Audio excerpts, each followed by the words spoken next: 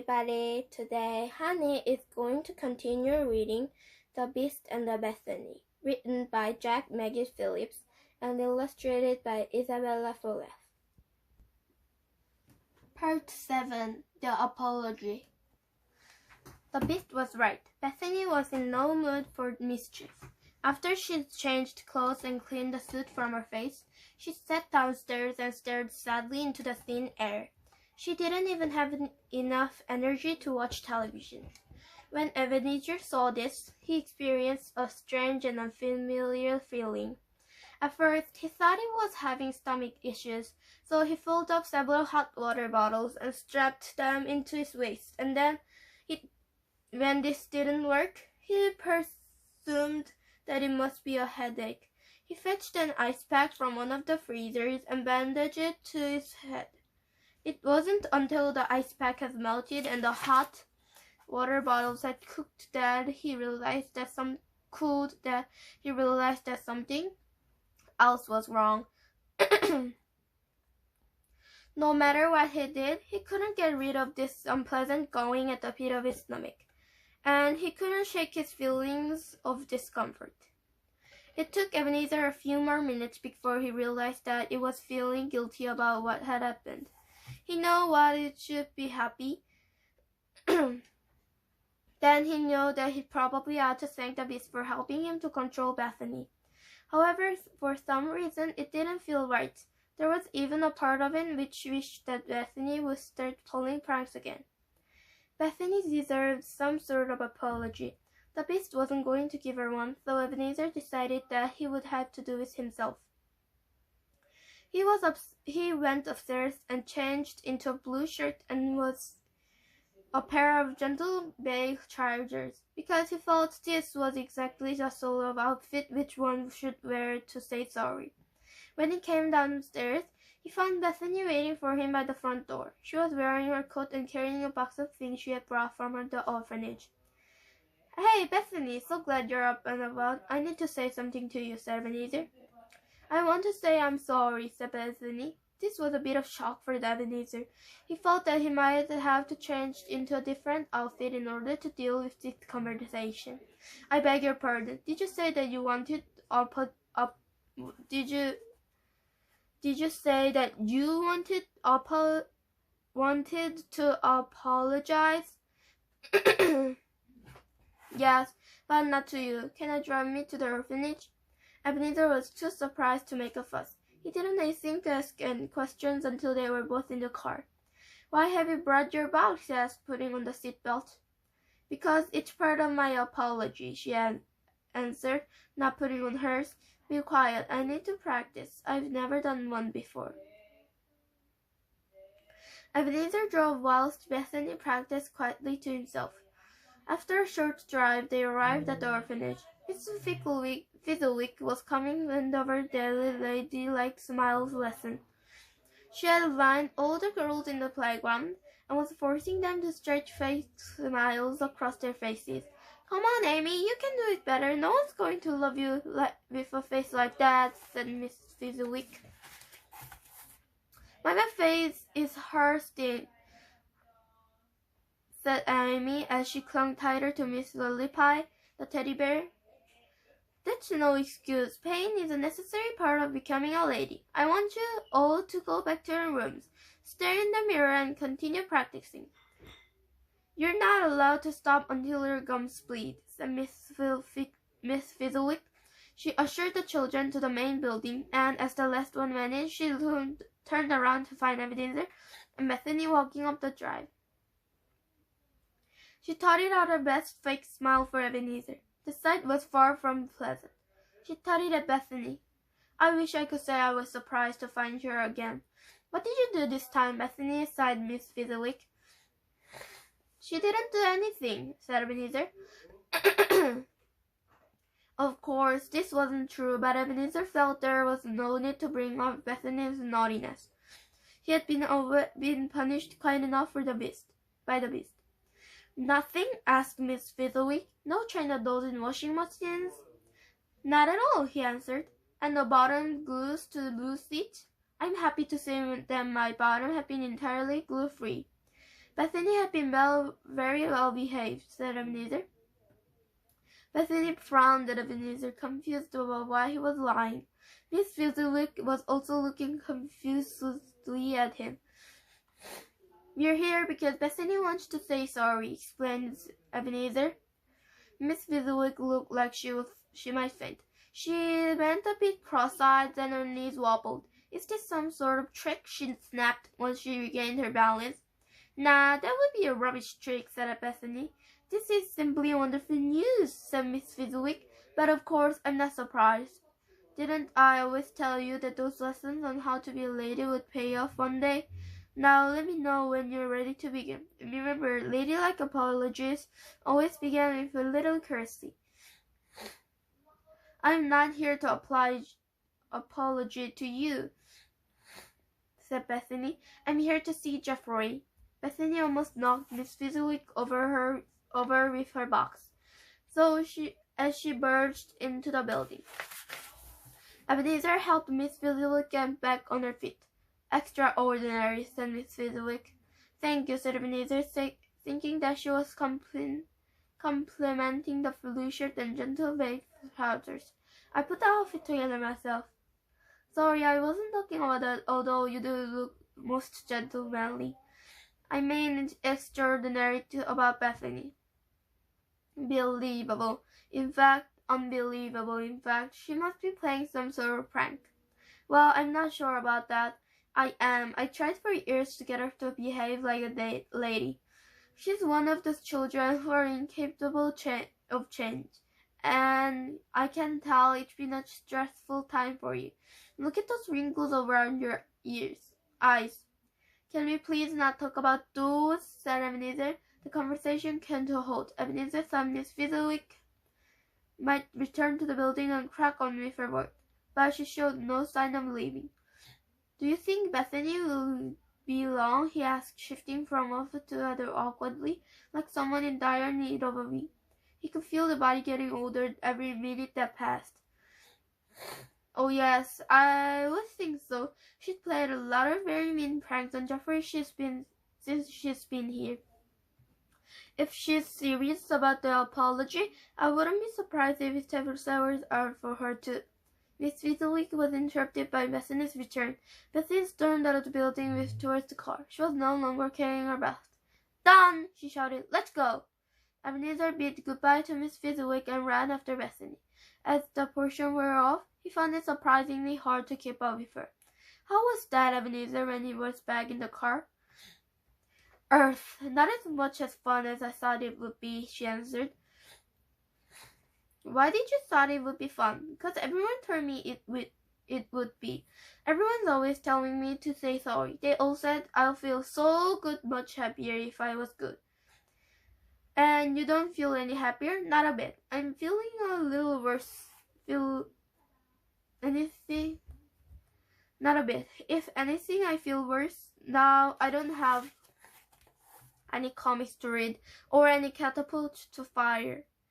"I can't understand why you gave him the comics back. But why did you give him your catapult?" he asked.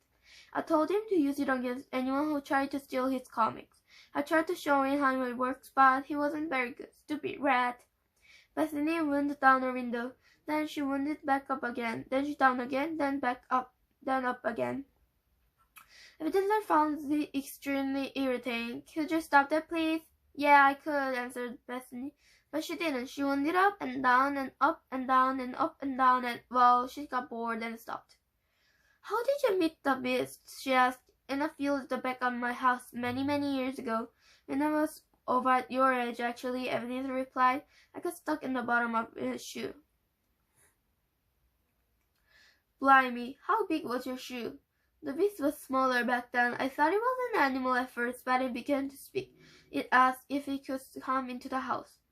"What did the adults say?" Miss Fezziwig always used to stop me from bringing caterpillars and spiders into the house. It was so annoying. "The adults, my parents, said no, but I snuck it anyway. I hid it up in the attic on the top floor. And I bought it some food. Nothing too big at first. I took it some leftovers from my own dinner when I got the chance. It always loved eating meat." It had been a while since Ebenezer had thought about his younger years. The Beast used to be a quite cute little thing, cute in an ugly, greedy, and evil sort of way. The more it ate, the bigger it got, said Ebenezer, now smiling at his own memories. And as it got bigger, it became stronger. When the Beast was the size of football, its powers fully returned. The Beast would vomit out little presents for me.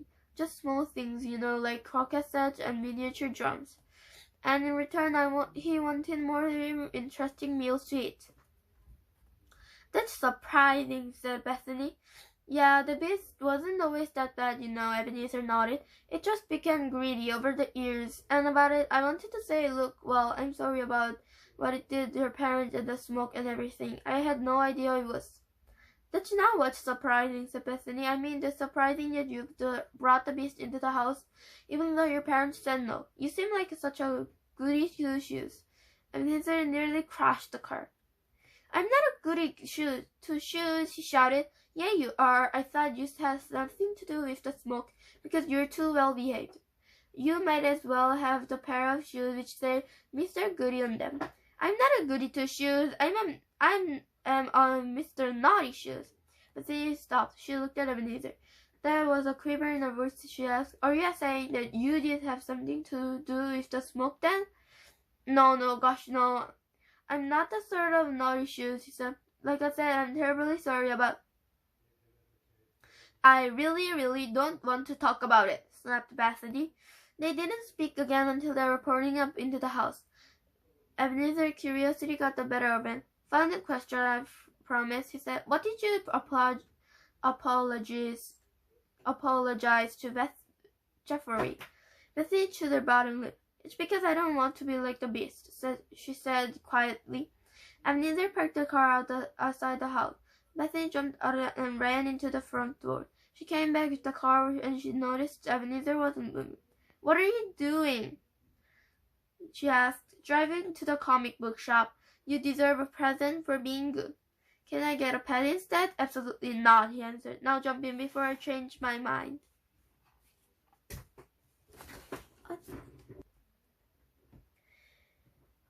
The comic and the cushion. Ebenezer and Bethany returned to the house 2 hours later, each carrying a sack on their back. Bethany's sack contained comics about unruly children, pranksters, and mischievous goblins who enjoyed ruining princesses' parties, whilst Ebenezer's was filled to the brim with ones about superheroes and cowboys. They dragged their sacks into the front room and began to read. Neither of them talked, because they had done quite enough of that already. Occasionally, one of them would chortle or guess at what they were reading, or other one would say, shh. Ebenezer said he felt his eyes began to tire. The words and the pictures began to blurry, and he had to fetch the gentleman's monocle that he wasn't worn ever since it was gone out of the fashion over 100 years ago. Ha ha, you look ridiculous, said Bethany, when she spotted him squinting through it. I thought you were trying to be good, said Ebenezer. I am. Aren't good people supposed to be honest? I'm telling the truth. The things make you look ridiculous. You might be right, he said, as he caught sight of the reflection. But I won't be wearing it for long. My eyes will be strong again once I have the portion. Ebenezer went into the kitchen and made Bethany a large dinner, one that would fatten up her nicely for the Beast.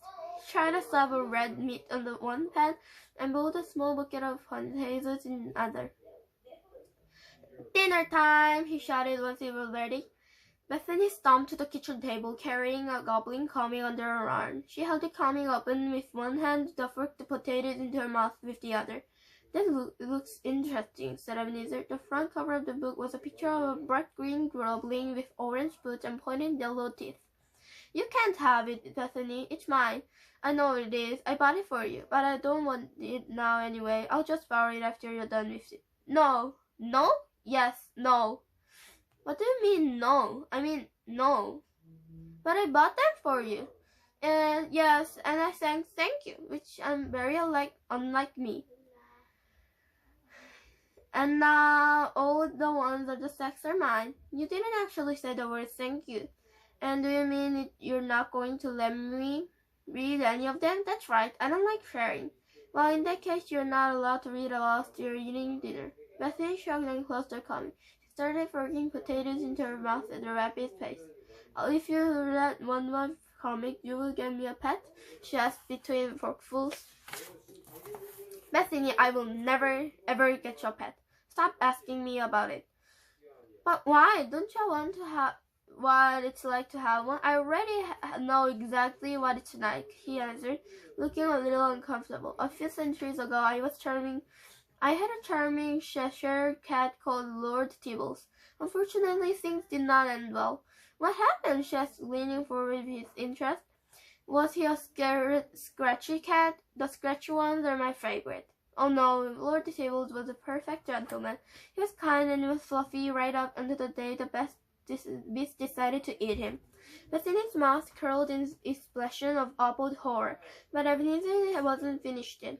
He thought it might be a noble sensation to tell the whole truth about the relationship of the beast. Besides, it wasn't like she was going to be alive long enough to do anything about it.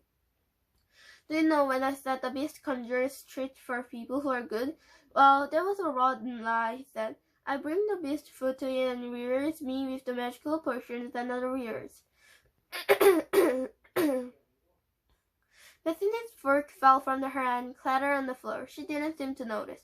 The beast was jealous of Lord Tibbles, he explained Ebenezer. One day, it said it wasn't going to give me any more potions unless I handed over the cat. What? And what did you say? Asked Bethany, spitting out crumbs of potato as she did so. I said goodbye, Lord Tibbles, and then I chucked it into the beast's mouth, he answered. I loved the cat, but I loved me more. I wasn't going to let old age kill me just to save some animal. Bethany had lost some of her appetite, so the beast eating Lord Tibbles made her push the plate away. I think I was wrong, she said. What about the pet idea? No, about you. I don't think you're goody two-shoes after all. Ha, see, I told you so. Ebenezer wasn't feeling in such a hot certain mood when he saw Bethany's face. She was looking at him with the way most people looked at him when they saw the beast. There were fear in her eyes. Ebenezer didn't like this. He was used to people being afraid of the beast, but he wasn't used to people being afraid of him.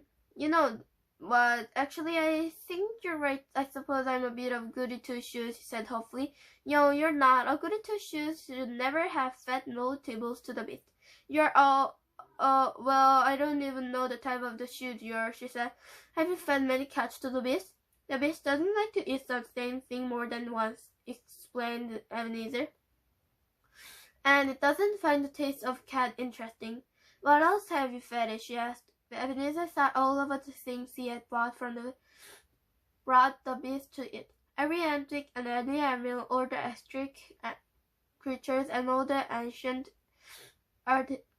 artifacts. Bethany was still looking at it in a funny, somewhat uncomfortable way, so he decided not to tell her anything too gruesome. Oh, just a few things here and there, he answered, nothing that horrid. Is there something the beast can't eat? She asked. I said it was allergic to trumpet a couple of days ago. But that might have been a joke, she answered. I'm going to feed it one and find out, said Bethany. Hopefully it'll explode. If it does, then we'll serve it right for what it did to me. You will do no such thing. Without the beast, I'll die. I don't care how much smoke he vomited at you, said Ebenezer. Bethany stopped speaking because she was still hurt by the memory of what had happened in the attic. Sorry, I didn't mean that. And look, I know you don't want to really talk about it, but I just want to say one final thing, and I was really sorry about what happened, Ebenezer.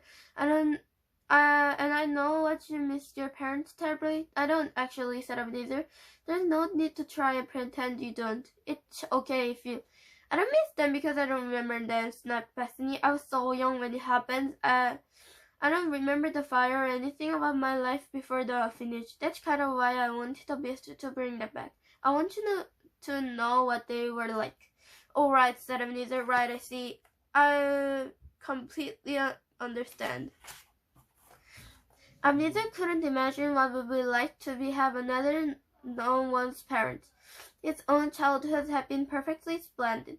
More importantly, he couldn't think of any words he would say to make Bethany feel better.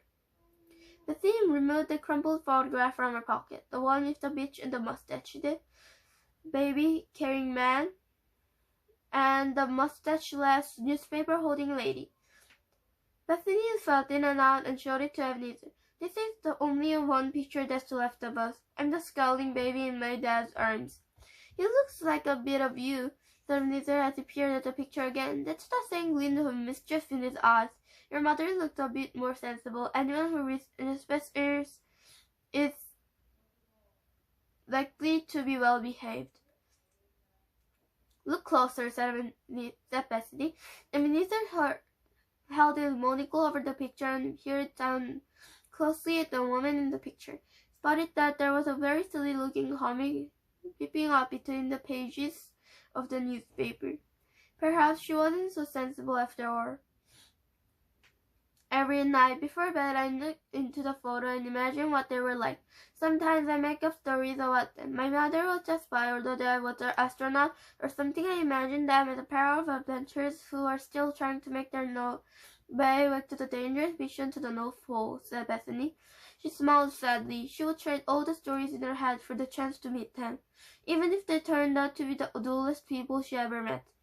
Ebenezer sat in silence, thinking for the moment or two and searching for a brain for some magical combination of words which might make Bethany feel less worried about the fact that both parents were the strangers to her.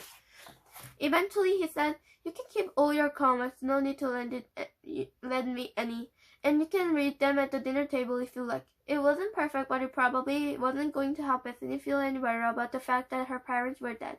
But she seemed happy enough. She agreed and returned to reading about goblins. Ebenezer, meanwhile, was feeling a little tired. Now that his body was aging, he was feeling more worn out by the day's activities. He bid goodbye to Bethany and began the slow climb the stairs. "Wait!" shouted Bethany. Even he made it to the first floor, she ran up to him and sighed. "There's a series of big cushions under your pillow, as well as a Todd. You might want to remove them before you lie down."